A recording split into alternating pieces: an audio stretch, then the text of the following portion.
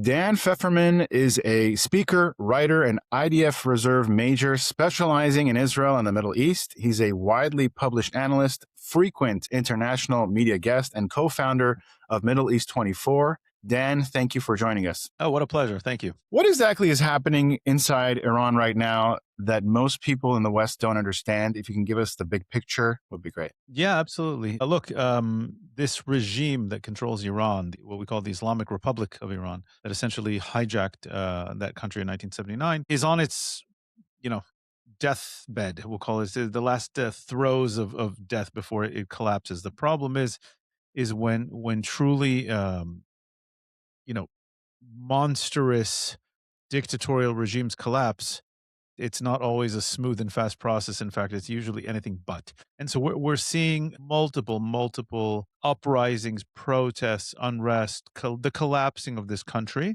over the last decade plus. The problem is we don't know if this is the end, the one before the end, the one before the end, but that's really what we're seeing now. Specifically, you're talking now about 3 weeks of continuously growing, unending, popular uprising against this regime. The trigger of it was the massive inflation, the collapse once again of the rial, the currency in Iran. The fact that a country with a huge industrial base, one of the most educated populations in the world, magnificent amounts of natural resources, is the people are living at poverty levels and can barely, make ends meet, put food on the table, medicine, etc. And they are beyond sick of this repressive totalitarian Islamist regime. And so you've had millions of people take to the streets in all of the major cities and provinces of Iran.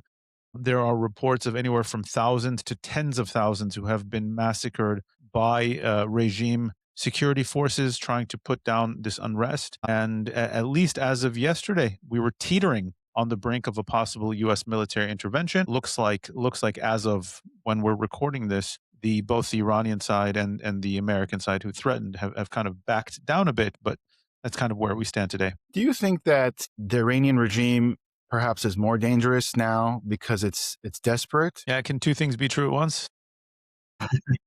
There's the parable to the wounded animal is the most dangerous, right? And what you have right now is the Iranian regime is a wounded animal, and there's a number of things that can happen within that. So first of all, we know about this regime that it is absolutely fanatical in its jihadist messianic goals in the tradition of the 12-verse Shiite kind of messianic understanding of Islam. As part of bringing about that, the Messiah, the Mahdi, as they call it, they need war, chaos, extremism. They need to defeat Israel and America, which they have singled out as symbolically evil and therefore symbolically necessary of full defeat. And they have shown that they are, while they can be patient and sophisticated in the use of diplomacy or engagement with the Western world, especially the United States, they have shown they have zero compunctions in repression, torture, execution, killing of their own people. They have been behind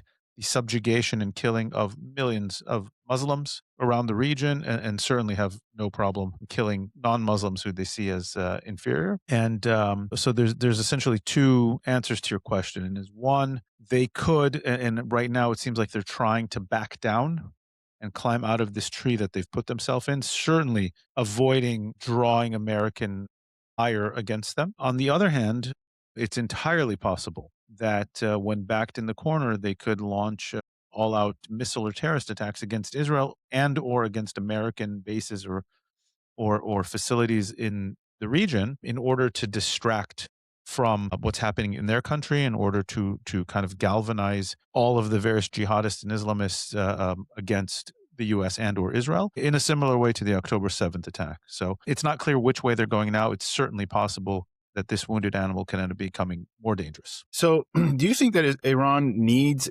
conflict with Israel to survive internally?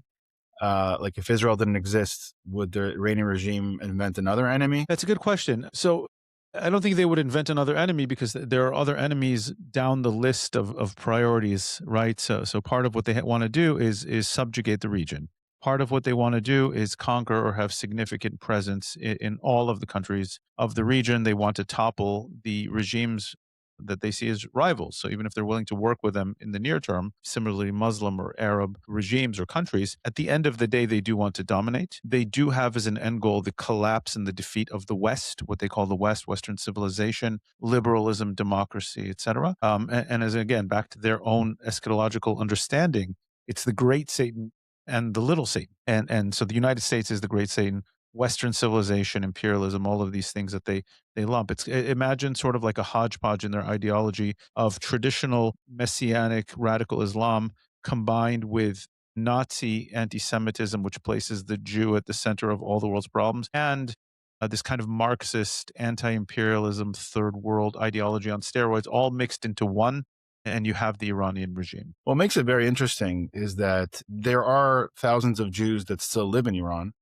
Apparently, they have some freedoms, and the regime says, as long as you want to be a practicing Jew, that's fine. But the moment you become a Zionist, stand for Israel, that's the problem that we have. Is that a lie, basically? It isn't. I mean, traditionally in Islam, and there have been different iterations of Islam. There's been different Muslim dynasties and rulers who have been more or less tolerant to Jews. For example, even in the Iranian tradition, so the Safavid kind of dynasties of just a few hundred years ago, and into the modern era, were wonderfully repressive of the local Jewish community and essentially turned the Jews of Iran from second class into third class.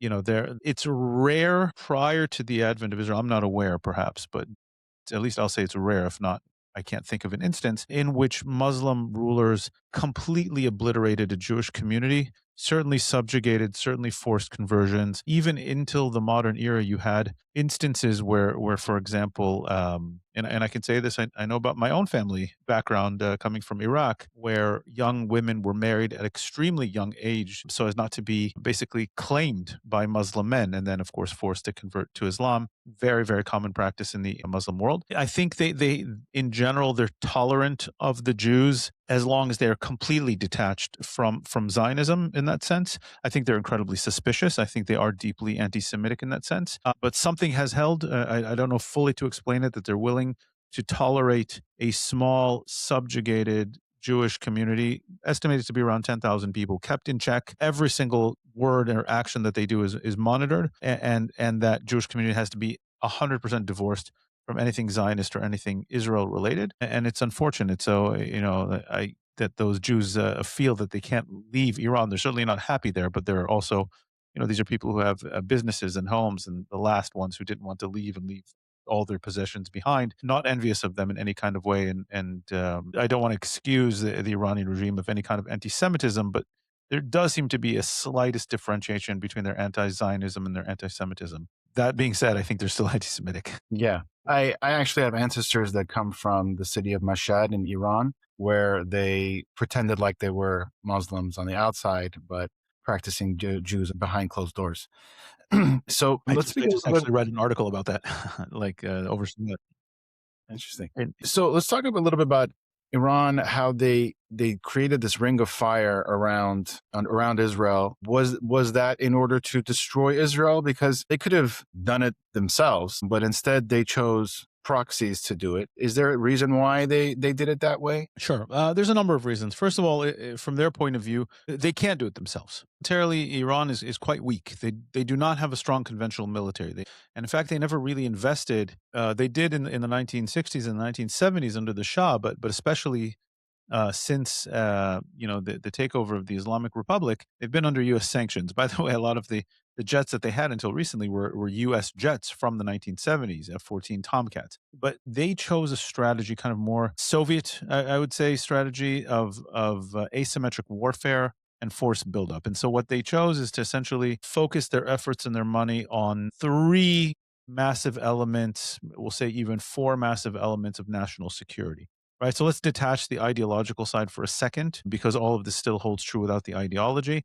And their end goal in the region certainly is destroying Israel gradually and building up the ability to do that. But so one is when you talk about militaries or nations who want to, we call it force projection, right? How do you project force beyond your borders? Most countries actually have a very difficult time fighting any kind of wars outside of their own territory or beyond a very short distance from their borders. So Iran developed, first of all, a proxy strategy. They didn't invent it.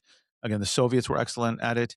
And here they found or founded, depending on where, oftentimes Shiite, but not necessarily um, disillusioned populations around the region, around the world, by the way, in South America as well, where there are, in Venezuela and Colombia and other places where there are actually Shiite populations. And they indoctrinate, they train, they arm, they fund, and then operate when the time is right. And so they built this fantastic array of proxies. We thought it was actually much more formidable until we saw it collapse rather quickly in the face of very precise Israeli action during the last 2 years. So one, it's this ring of fire.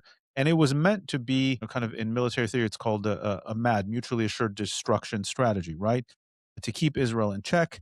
You have everyone always talked about 150,000 rockets and missiles, and Hezbollah on the northern border would keep Israel in check. If Israel dared to attack either Hezbollah or Iran itself or any kind of major Iran assets, that threat would loom over Israel. And of course, the Iranians never seem to, we always have a saying kind of in the research and intelligence community, they're happy to fight Israel down to the last Arab, right? They see themselves as superior to Arabs, and they have no problem sacrificing Arabs against Israel and against their enemies. Two is the ballistic missile strategy. So, in their point of view, and there's something to it. Why invest, $300 million on one fighter jet where you need a whole crew and spare parts and super highly trained pilots when you can just build ballistic missiles? It's a much cheaper way to, again, project force well outside your borders, and that's a very Soviet kind of strategy. And then the third one is the ultimate insurance policy for that regime, which was the nuclear program. I'd say the fourth is a very highly developed domestic intelligence and police, and maybe we can even add kind of a four and a half, which is what we've seen the last few years, is their unbelievable investment and use of narrative and psychological warfare against their enemies, against the West, to sow chaos and division and hatred in the media and especially on social media. So that's all built up. If you detach the ideology, that's the route that they went to, as opposed to what Western countries tend to do with actual planes, tanks, battleships, etc. And now you add the ideological element, and the biggest thing that the Ring of Fire proxy strategy that you mentioned allows them to do is, of course, deniability. If Hezbollah fires missiles at Israel, that's not Iran. Why are you fighting back against Iran? That's Hezbollah. If the Houthis do it, that's not Iran. So that's a big part of it. Even if it's less effective, it takes away the blame and responsibility from them. So at this point, Israel has dismantled pretty much Hamas, Hezbollah, many parts of this ring of fire. What do you see Israel now 2 years in, the things that they've accomplished? The last 2 years, it's ironic, maybe productively ironic, right? The Hamas, backed by Iran, backed by Hezbollah and the Axis, set out to destroy Israel at the most, or at the very least, push peace and progress in the region further away. They wanted to stop the normalization with Saudi Arabia. They wanted to end the Abraham Accords. They wanted to draw everyone into this war. And what ended up happening was Hamas was defeated and lost at least half its territory, and now maybe on the verge of being unseated from power per the ceasefire agreement. Hezbollah was severely, severely weakened, if not almost defeated. Assad was defeated, and Syria, the crown jewel of Iran's proxy empire, was basically moved into a Turkish-Israeli sphere of influence. The Houthis have been severely weakened. They've kind of lost all of these assets, and that's really one of the big achievements of the last 2 years that this war lasted, really, really due to Israel's military accomplishments over those 2 years. The irony of that, however, is that if prior to the war,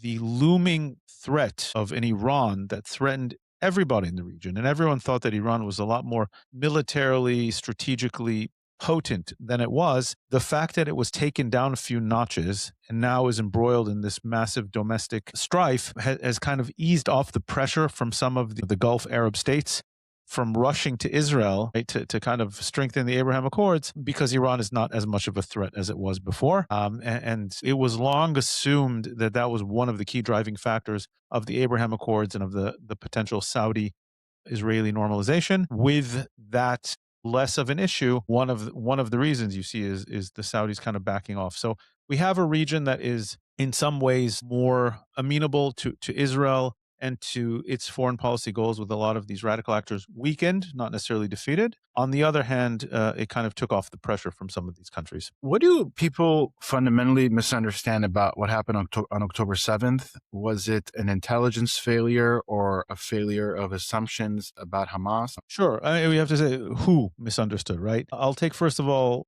your question sets up a big part of the answer. I'm going to go to a lot of the world. A lot of the world, the Middle East, a lot of the West, especially places that are tapped into, unfortunately, kind of more on the leftist side of media and politics in most of the Western world, doesn't really understand what happened on October 7th or doesn't understand why it happened, right? They don't, either they don't believe or know the scope, the brutality, I mean, the sheer brutality of the Hamas attack, the scope of it, or if they do, they believe it's fully excused due to Hamas's, this is part of their resistance and it's justified. And they believe the Hamas and in general, the Palestinian propaganda that, and I've heard this so many times. I'm very deep in the Middle East media and social media discourse. Israel has committed an October 7th every day against the Palestinians, right? So this is justified. So you hear either it didn't happen, you hear denials, you hear it's actually Israel's, fighter jets that killed most of the Israelis and not Hamas. You hear Hamas targeted only Israeli military installations, or you hear it's completely justified because Israel has massacred hundreds of thousands and millions of Palestinians over the last 7 years and has all this litany of things that Israel just hasn't done. That's on one side. On the other side, I would say the people who are much more sympathetic to Israel and understand the reality is, you mentioned the two key points of it. So one was there was a hubris. There was a mistaken belief that Hamas is much weaker than it is. More importantly, there was a mistaken belief that Hamas is much deterred. And part of that is because Hamas initiated a 3-year kind of deception campaign to let Israel believe that it was deterred, right? And so part of it was that. But the big question that I've had that I sought to answer after October 7th is, how could we, Israel, we, the government of Israel, the army, the intelligence, et cetera, let this happen? And my big understanding is we had a failure of imagination. Now, what does that mean? First of all, in the intelligence community, what drives the whole operation of intelligence, and intelligence, the field of intelligence is incredibly complicated, right? You're gathering hundreds and thousands and tens of thousands of sources and pieces of information and data and pictures and conversations and newspaper articles and news interviews and cell phone conversations and emails and satellite imagery and then ideally you also have people on the ground. Because of the hubris, we didn't have people on the ground, which was a big part of the problem. You have all of this, and then you have to put this giant puzzle together. And, one of the kind of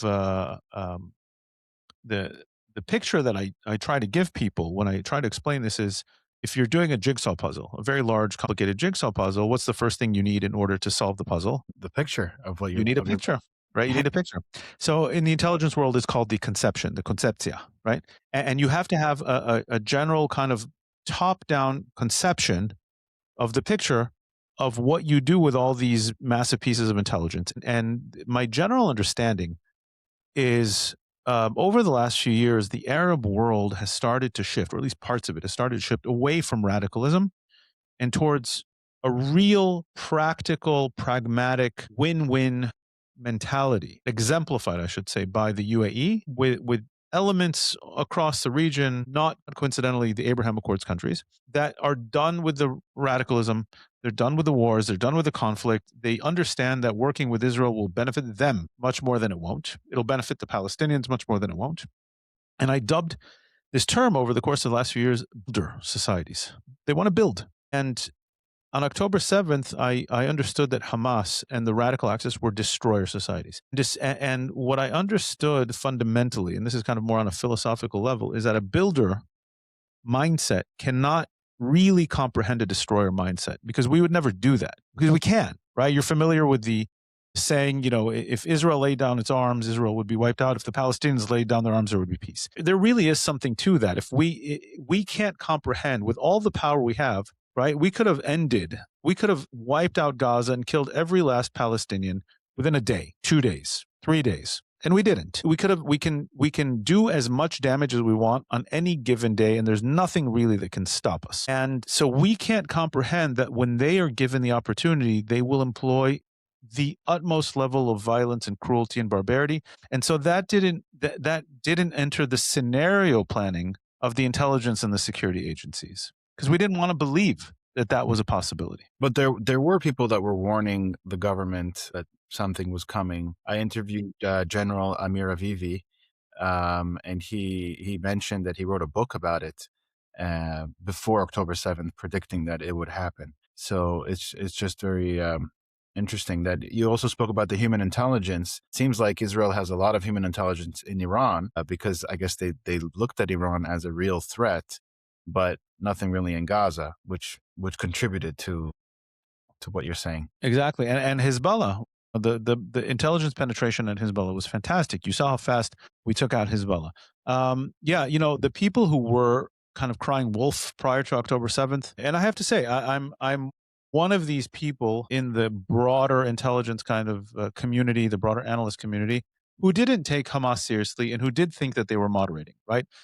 I wasn't in a position of influence or power, so I can't blame myself with anything. But the majority of Israeli analysts, the Israeli intelligence community, by and large, believed Hamas was deterred, did not have the capability, and we couldn't fathom it.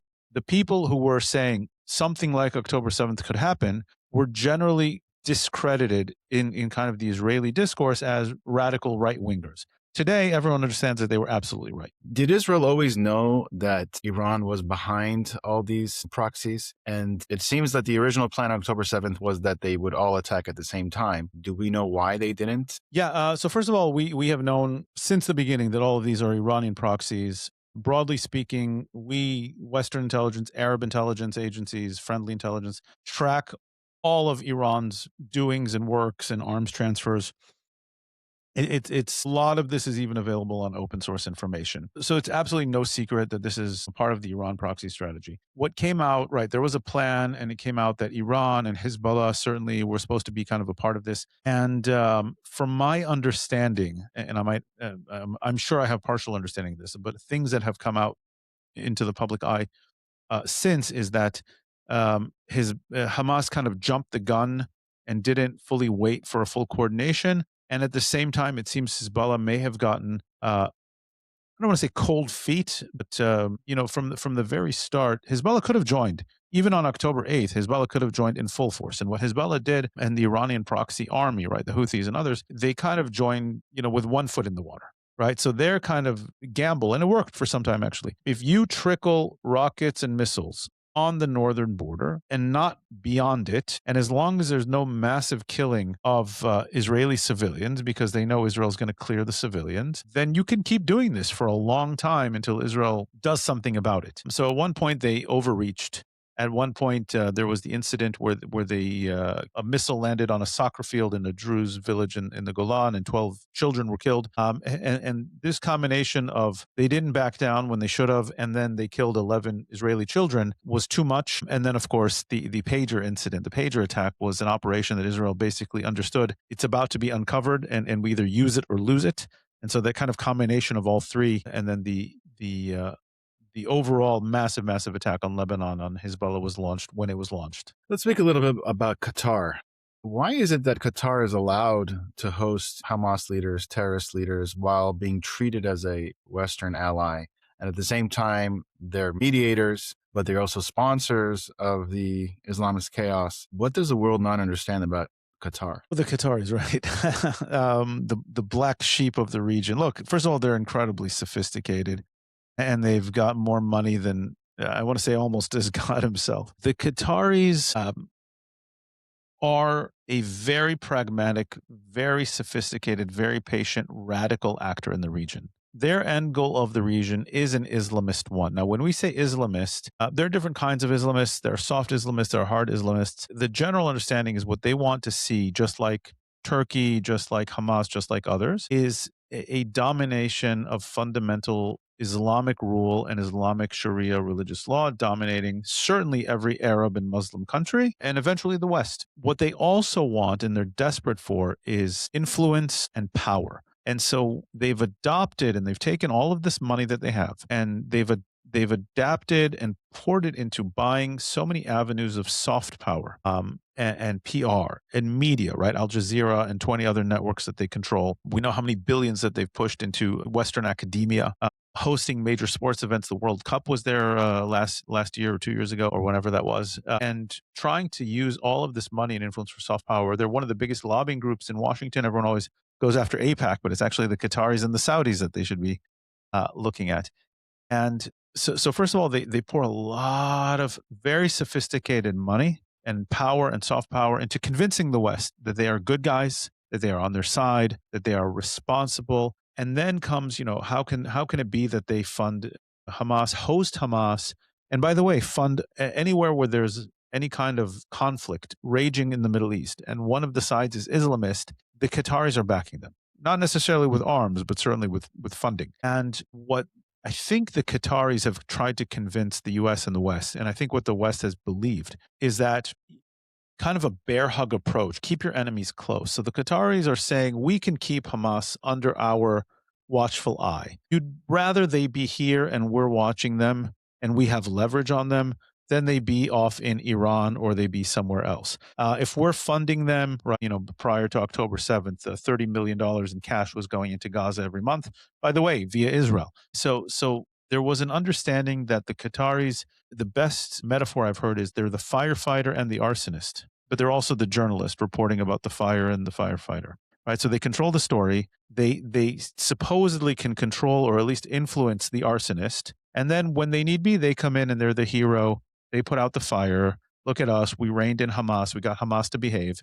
But before October 7th, they were the ones funding Hamas and funding radical Islamist ideology in the Middle East and in the West.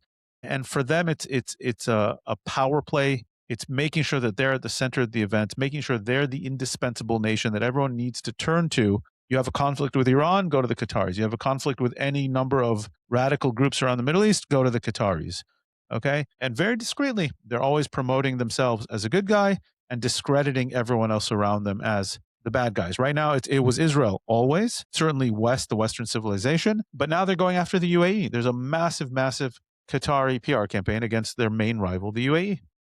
And that's how they've worked for the last 20 years. So how much responsibility does Qatar bear for prolonging the war? I think they bear some responsibility since really the beginning of it. And I'm not blaming them for starting it. And I think they stoked the fires. They certainly funded Hamas. They host Hamas. We know all of this. They propagate radical ideology around the region and around the world now. They stop short of actually committing terrorist attacks and launching and sending arms to these actors. It was my understanding that concerted pressure from Qatar and Turkey could have done more to bring in and rein in Hamas. That said, there is also an element of Hamas that's much more tied to Iran and gets its orders from Iran, gets its funding from Iran. And then, of course, there are elements in Hamas that, from my understanding, they certainly don't take orders from Qatar, right? So I think we need to stop short of saying Qatar could have ended it, and they didn't. I think they could have done more. I think they did play the West. They did play the region as they were all of a sudden this good guy. I don't think they were a good guy at all. But once the war happened, they were certainly the best bet to certainly dialogue with Hamas, try to pressure them. I think the U.S. can and should be exerting a lot more pressure on Qatar and Turkey, the two main backers and hosts of Hamas now. And, you saw when the Trump 20-point plan, which was then adopted as a UN Security Council resolution, was adopted first by the Arab League and by major Muslim countries and then by the Security Council, that was actually a very solid plan. And the Qataris and Turks had to pretend to go along with it. I think a lot more American pressure could have been put on them. I think a lot more Arab pressure could be put on them. And unfortunately, the only thing that I saw happening now is that the Saudis have aligned themselves more with the Qataris and the Turks now than they have with the kind of American UAE, Israel axis in the region. It's a shame. And I, for the life of me, I can't really figure out why there's not just a lot more pressure on Qatar to genuinely stop support or rein in Hamas or other radical actors in the region. Let's speak a little bit about Turkey.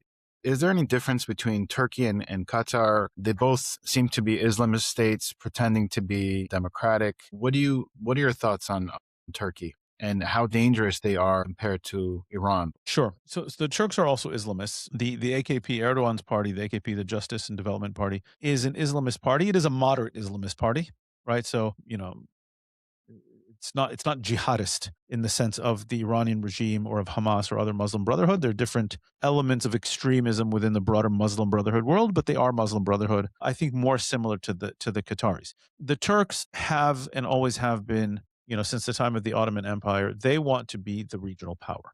The Iranians want to be the regional power. The Saudis want to be the regional power, right? So you have these three major blocs vying to be the regional power. And with Iran severely weakened, its proxy array severely weakened, its nuclear program set back, its missile program set back, it's embroiled in its domestic conflicts, and its economy is absolutely in the trash. Turkey can step up and be a much more serious economic, diplomatic, and military power in the region. Fortunately, it's understood that in order to do that, it also needs to be the kind of rhetorical leader of the anti-Israel, pro-Palestine movement, which, by the way, I think they believe it, right? I'm not saying they just adopted it cynically. They really believe, because they are Islamists at the end of the day. So Turkey, kind of from a real politic, but also an ideological perspective, but also a we used to be the Ottoman Empire perspective, want to reclaim. And now with Iran weakened, they feel that they can do that. I think Turkey is a power.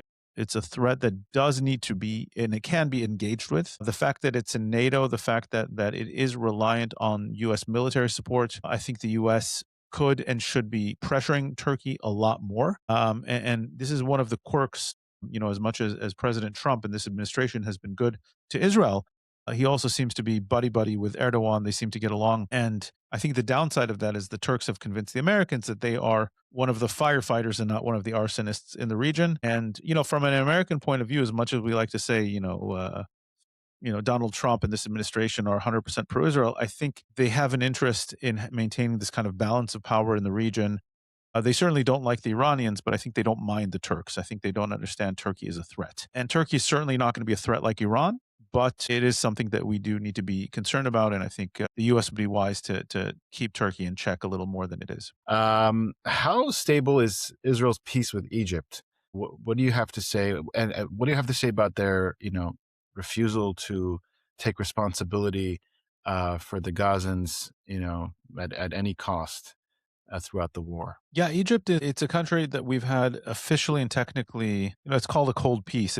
It's really less than that. It's really a security arrangement. I was actually giving a lecture in the States. The only time I've had a hostile, one of the pro-Palestine mobs that actually disrupted a speaking event that I was giving at a campus in America.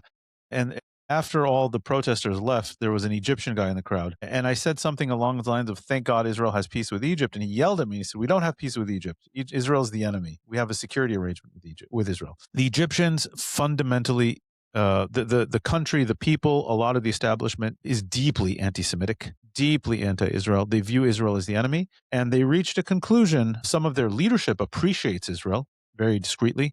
I think they're very happy they don't have to be at war with Israel. I think they understood how disastrous it is for them. And so I don't think they're looking to start a war with Israel that they know they can't win. They're already having enough challenges to their own economy and their own society, challenges on their southern border, on their western border, challenges in the Sinai. They're not looking to start any conflict, but I think that's more of a function of they just realize that war doesn't suit their interests and there's no way they can defeat Israel. And so all that said, they've done a fairly good job of trying to rein in Hamas without completely wanting to see it defeated and ended. So they are one of the more important actors in the various ceasefires over the years that we've had with Hamas. At the same time, there are a lot of Egyptian generals who make a lot of money off the smuggling mechanisms that go under Gaza, and so they don't want to see that ended. I think it's important for them that there is this check and balance against Israel. And so again, they don't want to see Hamas ended. They just want to see it reined in to an extent. And I don't think they're looking to start any kind of war with Israel soon or ever. I think that just doesn't suit any of their interests, but they certainly don't view Israel with any kind of positivity. The vast majority, I've seen polls, 95% of the Egyptian public is anti-Semitic. Mein Kampf and Protocols of Elders of Zion is sold in every, bookstall in Cairo. I've heard from numerous people who have visited Cairo have told me that the major TV shows that they have every Ramadan, a lot of them have, whenever they feature Jewish or Israeli characters, it's very deeply kind of the sinister, conniving, Jew type character.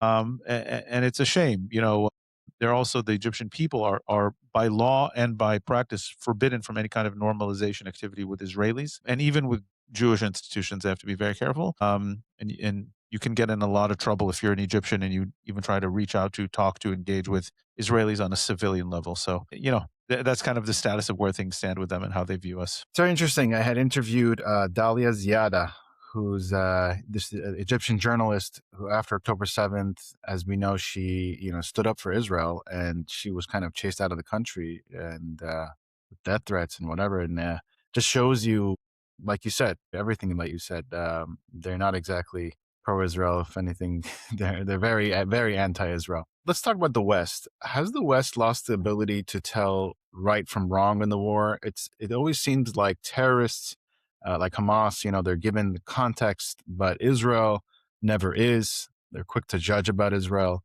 What do you have to say about that? Yeah, Aviva Klompus put out a great tweet, X post this last week that said, I'll paraphrase it, I don't have it exactly with me, but it was, any accusation against Israel put out by Hamas immediately it's picked up by every single international organization and newspaper, and claims of deaths of Iranian civilians have to be verified and fact-checked 10,000 times and approved by the Boy Scouts of America before they're picked up. And there's something absolutely backwards and ludicrous in how Western society, or I should say part of Western society, views Israel, views conflict, views the Middle East.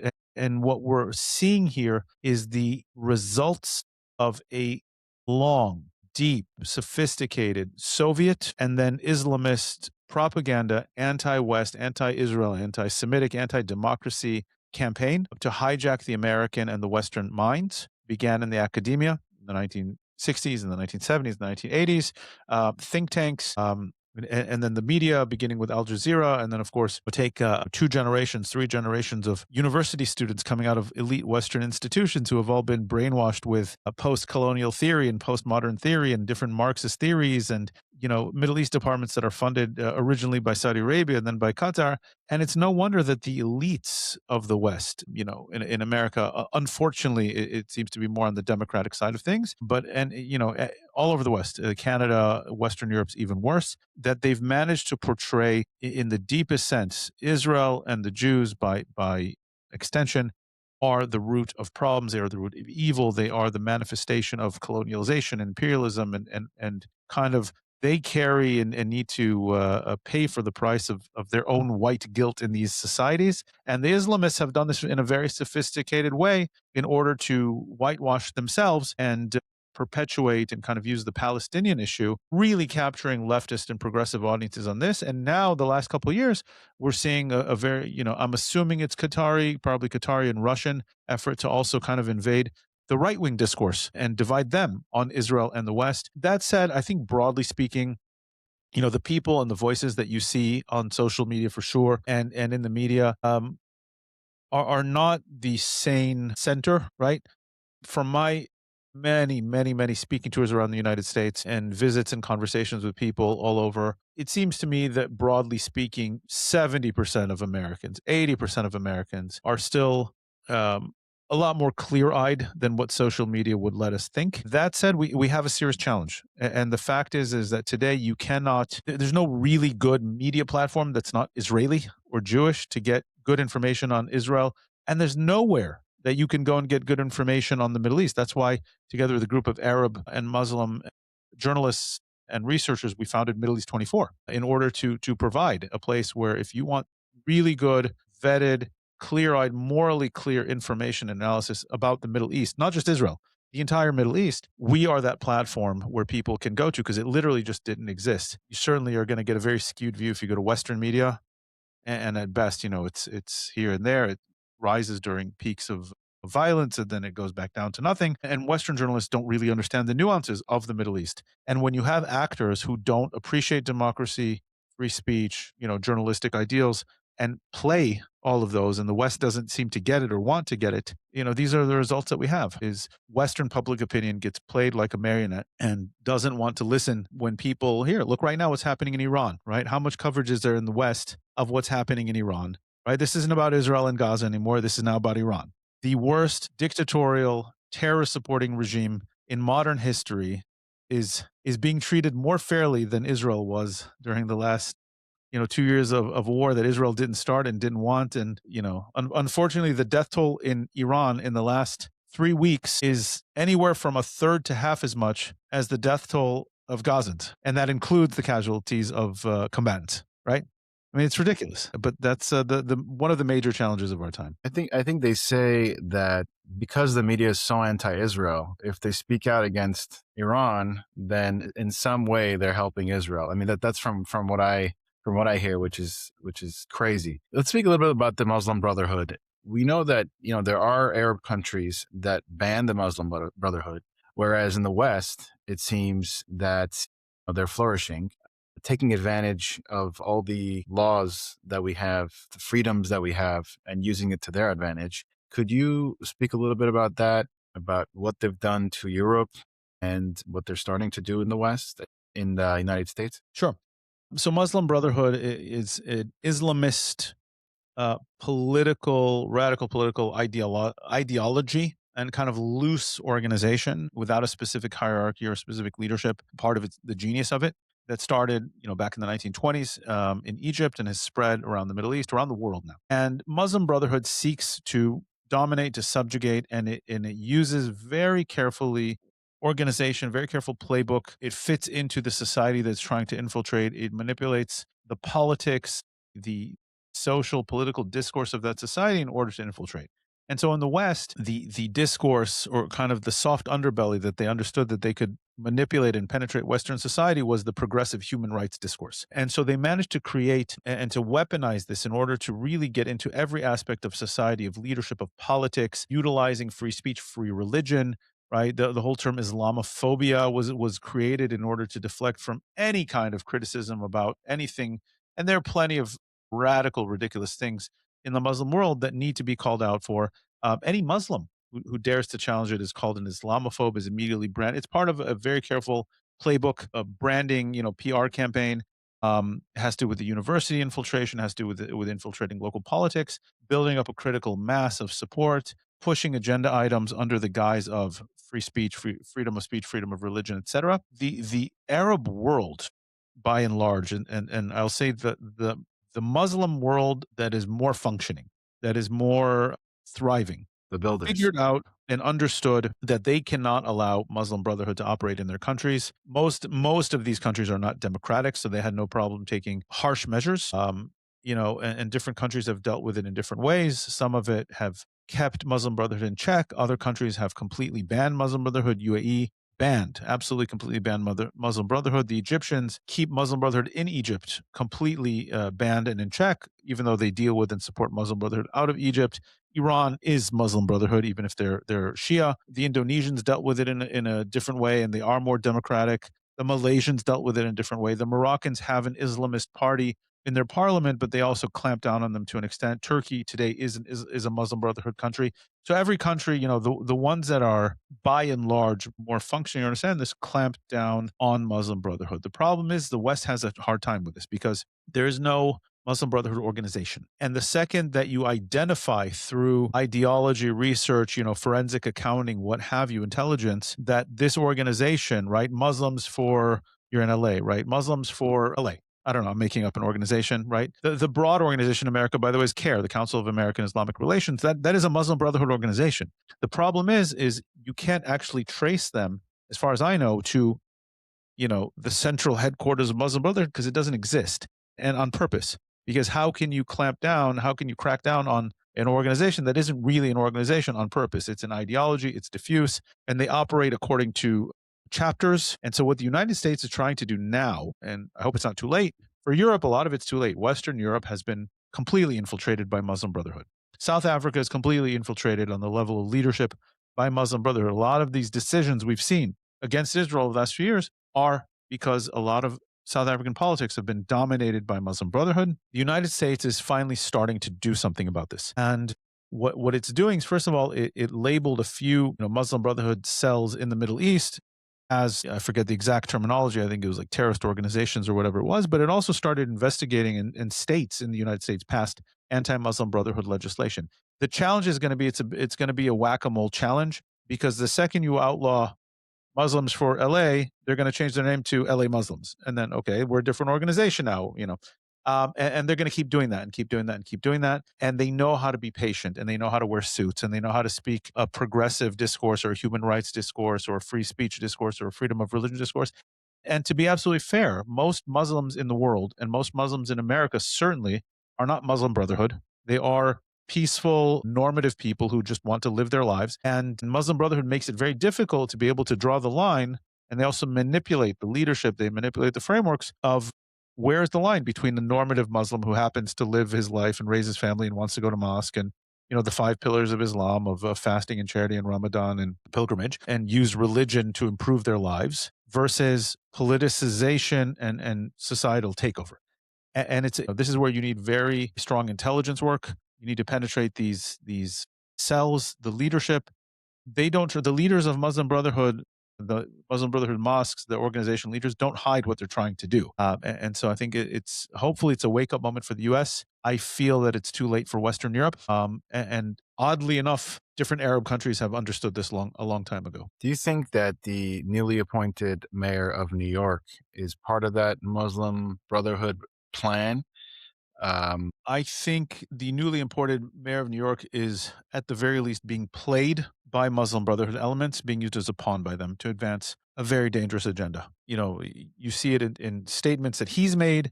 People around him certainly have made incredibly radical statements, decisions that are already being made.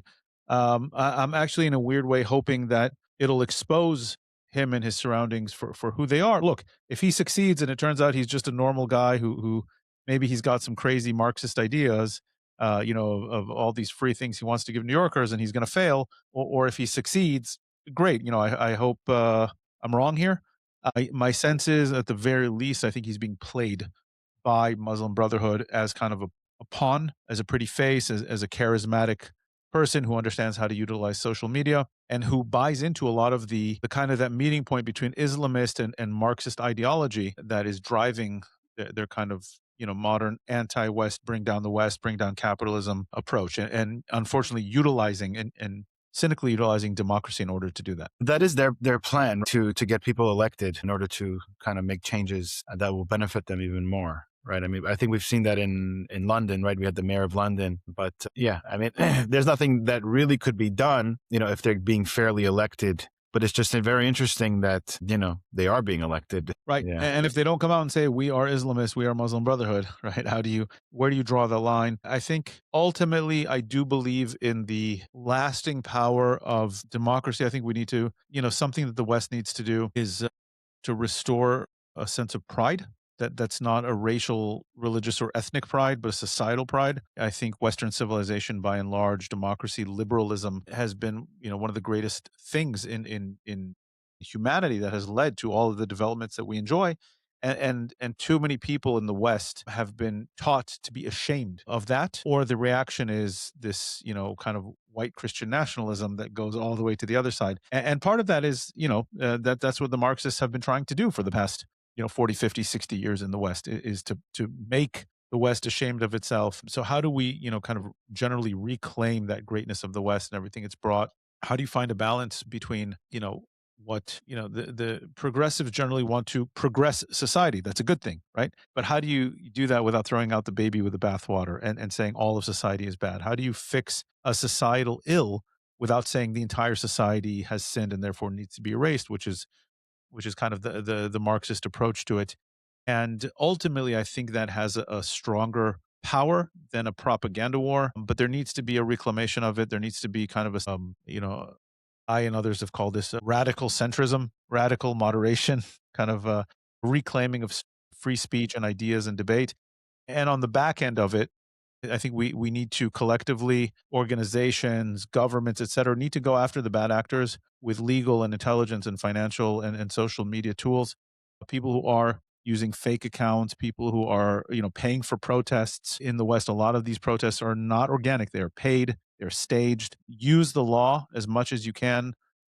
We need to be a lot more aggressive in kind of reclaiming society for the greater good without losing it and going all the way to the other side of a different kind of radicalism. Well, I want to thank you for your time, for your insights. And if you want to leave us off with a final message and anything you want to leave our audience with, you can. Yeah, absolutely. First of all, I'll just give another plug to Middle East 24 and encourage your audience to come check us out. We are on X, we are on Instagram, we're on YouTube, we have a website, middleeast24.org, Middle East 24 across all platforms. It's in partnership with Visegrad 24, which is a great European media platform. I myself do speaking tours and engagements all over the United States and, of course, in Israel. So people are welcome to reach out. And I say, the last 2 years of this war and the year to come shows us that we can't let our guard down. I think we need to fight from a positive and a creative place, and to kind of get reestablish all the things that have made our society, whether it's America, whether it's Israel, whether it's Western society, great. Kind of refocus our energies and our efforts on who actually are the bad guys, and rather than infighting and turning on each other, learn kind of you know to differentiate between a machloket l'shem shamayim, right? Between a disagreement that is really for a good cause, and not call each other traitors or enemies within, whether it's the Jewish community, whether it's the pro-Israel community, whether it's the broader American community or the Israeli community,